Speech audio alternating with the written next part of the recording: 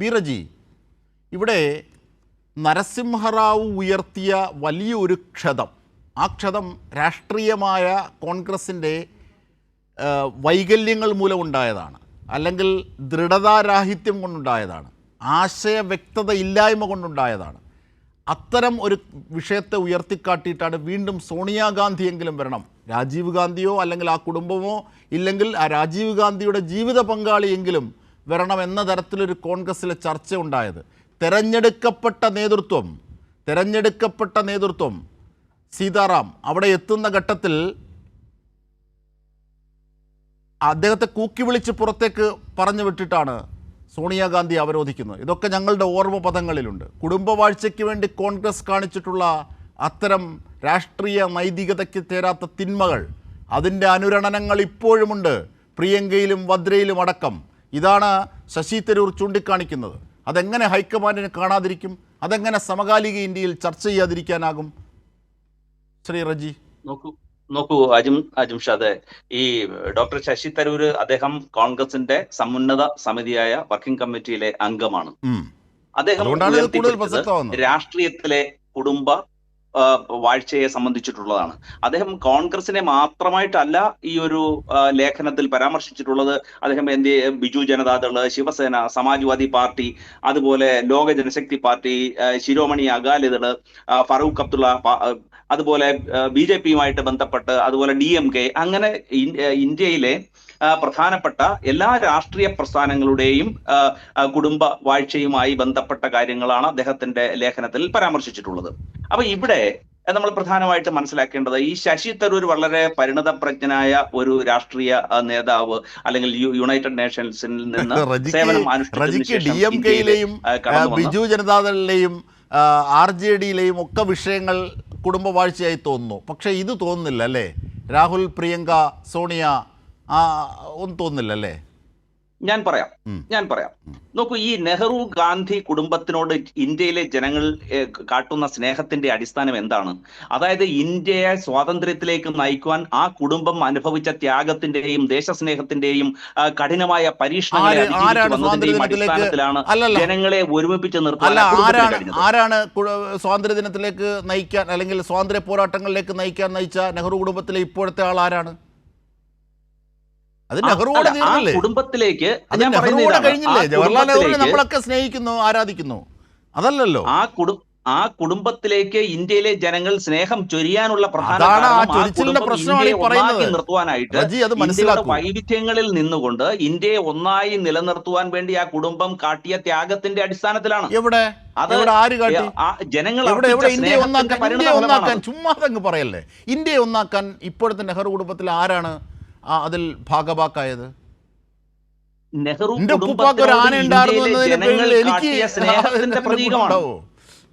നെഹ്റു കുടുംബത്തോട് ഇന്ത്യയിലെ ജനങ്ങൾ കാട്ടിയ സ്നേഹത്തിന്റെ പ്രതീകമാണ്. നെഹ്റുവിനോട് കാട്ടി, പിന്നീട് ഇന്ദിരയോട് കാട്ടി. ഇന്ദിരാഗാന്ധി എത്ര വർഷം എങ്ങനെയാണ് രാജീവിലേക്ക് വരുന്നത്? സഞ്ജയ് ഗാന്ധിയിലേക്ക് ഇടയ്ക്ക് പോയത്. രാജ്യമായും വളർത്തിയതാരാണ്? നെഹ്റുവൻ സോഷ്യലിസം ഇന്നും മാർക്സിസ്റ്റുകാർ കൊണ്ടാടുന്നതല്ലേ? നെഹ്റുവൻ സോഷ്യലിസം, ഗാന്ധിജി, ഇന്ദിരാഗാന്ധി, പ്രിയദർശിനി. ശ്രീ റജി, തെറ്റായ ഒബ്സഷനിലേക്ക്, ഭാവബദ്ധതയിലേക്ക് പോകേണ്ട. ഞാൻ ഒറ്റ കാര്യമാണ് ചോദിക്കുന്നത്. ജവഹർലാൽ നെഹ്റു സ്വാതന്ത്ര്യ സമര പോരാളിയായിരുന്നു, ആദ്യത്തെ പ്രധാനമന്ത്രിയായിരുന്നു. അദ്ദേഹത്തിൻ്റെ ആദ്യത്തെ 16 കൊല്ലം യുക്തിവാദിയും നിരീശ്വരവാദിയും സോഷ്യലിസ്റ്റ് സങ്കല്പങ്ങളുള്ളവനും വെസ്റ്റേൺ എഡ്യൂക്കേഷൻ ലഭിച്ചവനുമായ നെഹ്റു എന്ന മഹാനായ മനുഷ്യൻ്റെ ആദ്യത്തെ 16 കൊല്ലം ആ ഭരണം ഇന്ത്യയെ ദിശാബോധം നൽകി, ഇന്ത്യൻ ഭരണഘടനയിൽ ഊന്നിയുള്ള പോരാട്ടങ്ങൾക്ക് ദിശ നൽകി. ശരിയാണ്, ഓക്കെ. അത് ജവഹർലാൽ നെഹ്റുവിടെ തീരുന്നില്ലേ? ജവഹർലാൽ നെഹ്റുവിനെ അംഗീകരിച്ചു. പക്ഷേ ജവഹർലാൽ നെഹ്റുവിൻ്റെ കുടുംബത്തിൽ പിറന്നു എന്നതിൻ്റെ പേരിൽ ഈ രാഹുൽ ഗാന്ധിയെയും രാജീവ് ഗാന്ധിയെയും സോണിയാഗാന്ധിയെയും പ്രിയങ്ക ഗാന്ധിയെയും എന്തിന് റോബർട്ട് വദ്രയെ പോലും പ്രൊട്ടക്ട് ചെയ്യേണ്ട ബാധ്യത കോൺഗ്രസ്സുകാർക്ക് എങ്ങനെ വന്നു എന്ന ചോദ്യമാണ് ശശി തരൂർ ഉന്നയിക്കുന്നത്. അതിനെ അഡ്രസ്സ് ചെയ്യൂ ബഹുമാന്യനായ റജി. ആ ചോദ്യത്തിന് ആൻസർ പറഞ്ഞതിന് ശേഷം ശശി തരൂരിനെ കുറിച്ച് നമുക്ക് കൂടുതൽ ഒരു അഭിപ്രായ രൂപീകരണം നടത്താം. ഈ 2006 ഇതേ രീതിയിൽ കോൺഗ്രസിലെ തെരഞ്ഞെടുപ്പ് നടക്കുന്ന ഒരു ഘട്ടം വന്നു. അങ്ങനെയാണ് സീതാറാം കേസരി കോൺഗ്രസിന്റെ പ്രസിഡന്റ് ആയിട്ട് വരുന്നത്. വെറും 2 വർഷക്കാലമാണ് അദ്ദേഹത്തിന് കോൺഗ്രസിന്റെ പ്രസിഡന്റ് ആയിട്ട് നിൽക്കുവാൻ കഴിഞ്ഞത്. കാരണം ഇന്ത്യയിലെ ജനങ്ങൾ അപ്പോൾ വിഘടിക്കാൻ തുടങ്ങി. കോൺഗ്രസ് പ്രസ്ഥാനം ഛിന്നഭിന്നമാകാൻ ശ്രമിച്ചു. അപ്പോൾ കോൺഗ്രസിനെ സ്നേഹിക്കുന്ന ആളുകൾ പറഞ്ഞു, സീതാറാം കേസരി പറ്റില്ല, ഈ ഇന്ത്യയെ കോൺഗ്രസ് പാർട്ടിയെ യുണൈറ്റ് ചെയ്യാൻ കഴിവുള്ള ഒരു നേതാവ് വരണം. അത് ഗാന്ധി കുടുംബത്തിൽ ഇന്ത്യയിലെ ജനങ്ങളെ ഒരുമിപ്പിക്കാനുള്ള അനിതര സാധാരണമായ കഴിവുണ്ട്. അതുകൊണ്ട് ഗാന്ധി കുടുംബത്തിൽ നിന്ന് ഒരാൾ വരണമെന്ന് പറഞ്ഞ അങ്ങനെയാണ് സോണിയാഗാന്ധി കോൺഗ്രസ് പ്രസിഡന്റായി വരുന്നത്. നോക്കൂ, കോൺഗ്രസിൽ ജനാധിപത്യമല്ലേ നിലനിൽക്കുന്നത്? 2022 മല്ലികാർജ്ജുന ഖാർഗെ പ്രസിഡന്റായി വന്നത് എങ്ങനെയാണ്? ഈ ശശി തരൂരുമായിട്ട് മത്സരിച്ചിട്ടില്ലേ? ശശി തരൂരിന് 10% താഴെയാണ് വോട്ട് കിട്ടിയത്. ശശി തരൂരിനെ യുണൈറ്റഡ് നേഷൻസിലെ ഖാർഗെയുടെ നോമിനി ആരായിരുന്നു? ഖാർഗെ ആരാണ് നോമിനേറ്റ് ചെയ്തത്? ഖാർഗെ ദീർഘകാലം കോൺഗ്രസ് പാർട്ടിയുടെ ഭാഗമായി നിന്ന ജനാധിപത്യ പ്രക്രിയയുടെ ഭാഗമായി അദ്ദേഹം മത്സര രംഗത്ത് ഇറങ്ങിയതാണ്. ഖാർഗെക്കെതിരെ ശശി തരൂർ മത്സരിക്കുന്നത് കൊണ്ട് അദ്ദേഹം നെഹ്റു കുടുംബത്തിനെതിരെയാണ് മത്സരിക്കുന്നത് എന്ന ഘട്ടത്തിൽ ഈ KPCC അടക്കം അദ്ദേഹം വോട്ട് ചോദിക്കാൻ വന്നപ്പം അദ്ദേഹം നേരിട്ട അവഗണനകൾ നമ്മളന്ന് ചർച്ച ചെയ്തതല്ലേ, നമ്മൾ കണ്ടതല്ലേ?